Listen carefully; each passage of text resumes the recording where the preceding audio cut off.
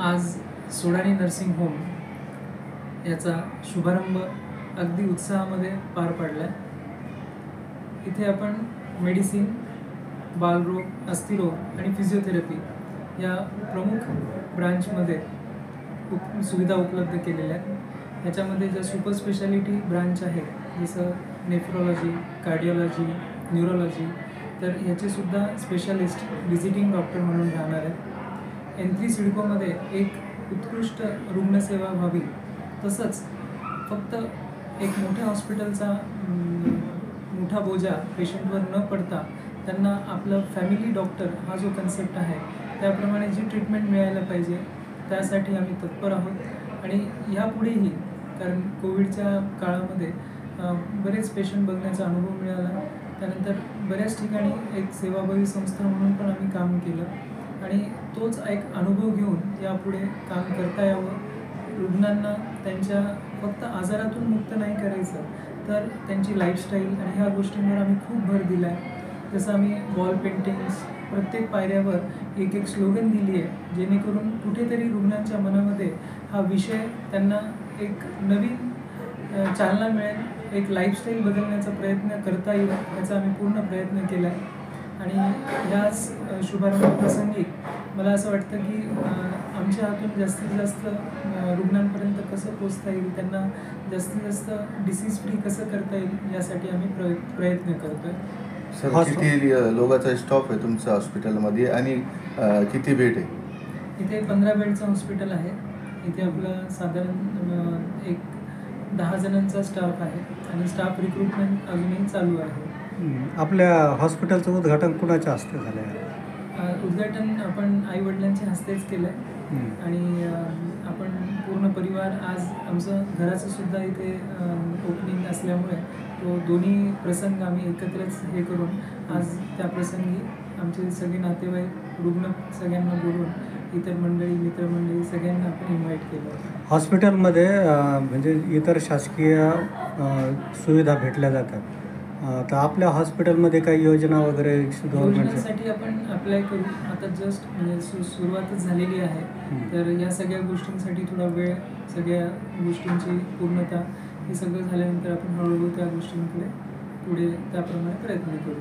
आता हे आपल्या शहरातलं पहिलं हॉस्पिटल हे का याच्यापूर्वीचं आणखी काही हॉस्पिटल वगैरे आहे? नाही, हॉस्पिटल तर बरेच आहेत, मोठमोठे हॉस्पिटल आहेत, सुविधा देणारे सगळे आहेत.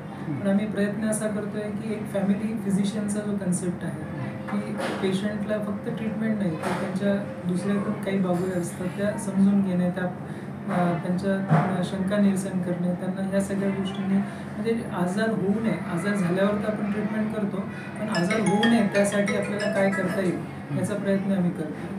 असे म्हणजे रुग्णालय तर भरपूर आहेत, सगळे सुविधा देत आहेत, पण ह्या पद्धतीचा जो एक ॲप्रोच आहे तो ॲप्रोच आम्ही पुढे घेऊन जाण्याचा प्रयत्न करतो आहे. आपल्याकडे स्पेशालिस्ट डॉक्टर किती आहेत सर? आपल्याकडे मी मेडिसिनमध्ये आहे, माझं MD DMD मेडिसिन आहे. मॅडम फिजिओथेरपिस्ट आहेत, माझे मोठे बंधू पिडियाट्रिशियन आहेत आणि असेच आमचे मित्र 3 ते 4 डॉक्टर हे असणार आहेत आणि सुपर स्पेशालिटीचे जे डॉक्टर आहेत ते व्हिजिटिंग राहणार आहेत. अच्छा. रुग्णांना आणि त्यांच्या नातेवाईकांना काय आवाहन करणार? रुग्णांना हेच की आता सध्या साथीचा आजार चालू आहे, बरेच जण तापेचं डेंग्यूचं प्रमाण वाढलेलं आहे. तर आपल्या सगळ्यांनाच माहिती आहे की त्याच्यासाठी म्हणजे जसं पाणी साठवून ठेवू नये, बदल करत राहावं.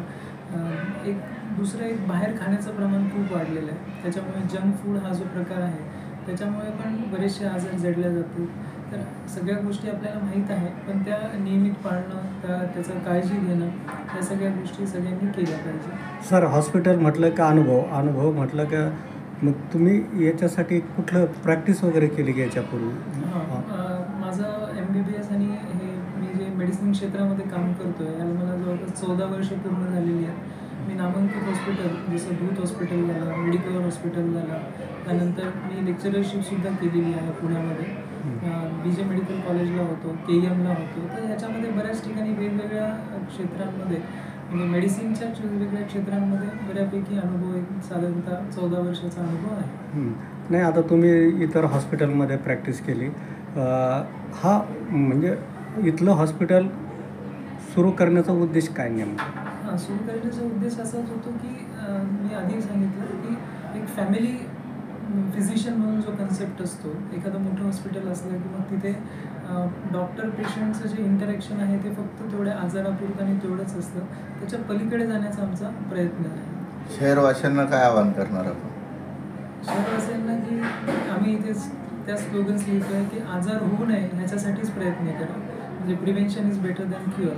तर 50% असे आजार आहेत की आपण आपल्या लेवलला ते कंट्रोल करू शकतो.